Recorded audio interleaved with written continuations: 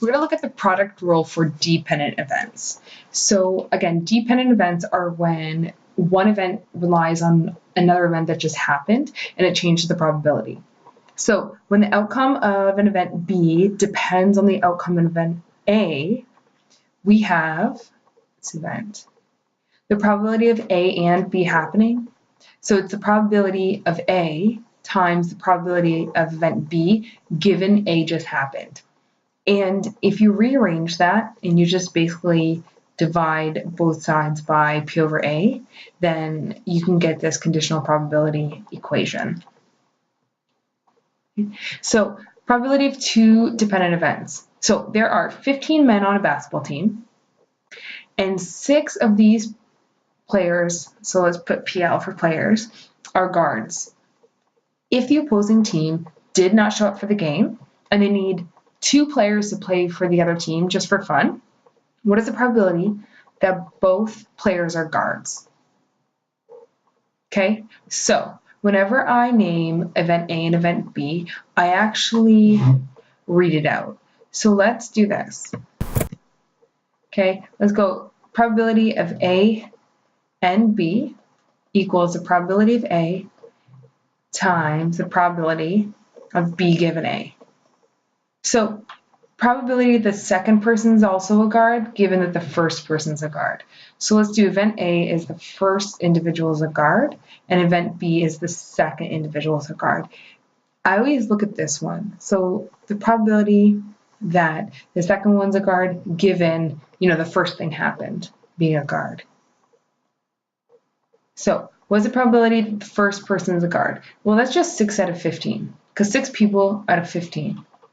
Okay, now, how many guards do we have left if we already chose one to go over to the other team? Well, there's not 6 guards left to choose from. There's only 5 guards left to choose from. And there's not 15 more players in front of you. There's 14 players in front of you. Okay, and if you multiply these, I get 30 over 210, which simplifies to 1 over 7. 30 over 210 equals 1 over 7. Okay, therefore, there's a 1 over 7 probability that both are guards.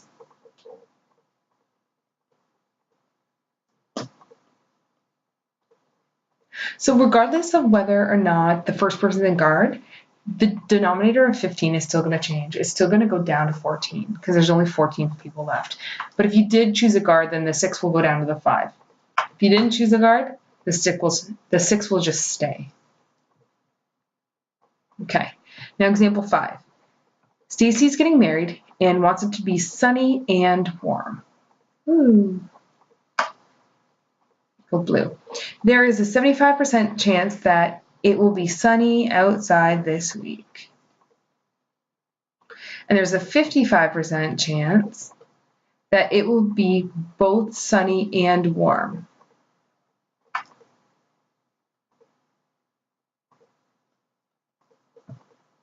Oh, I put an A instead of a N. Sunny and warm, we have a 55% chance.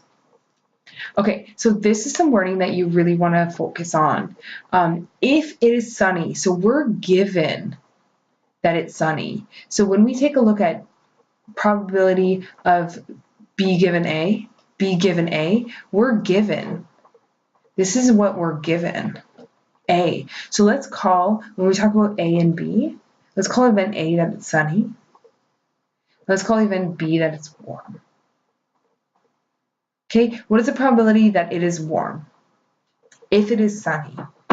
So let's go back to the equation. Probability A and B equals probability of A times the probability of B given A. Okay, so we know the probability that it's sunny and warm is 0.55. So that's here, 0.55. Now the probability of A, which is just sunny, is 0.75. So we don't know the probability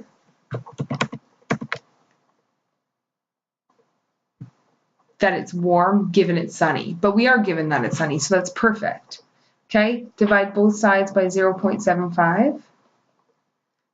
Therefore, P, the probability that it's warm given it's sunny, is 0.55 divided by 0.75. I get 11 over 15. And that's it.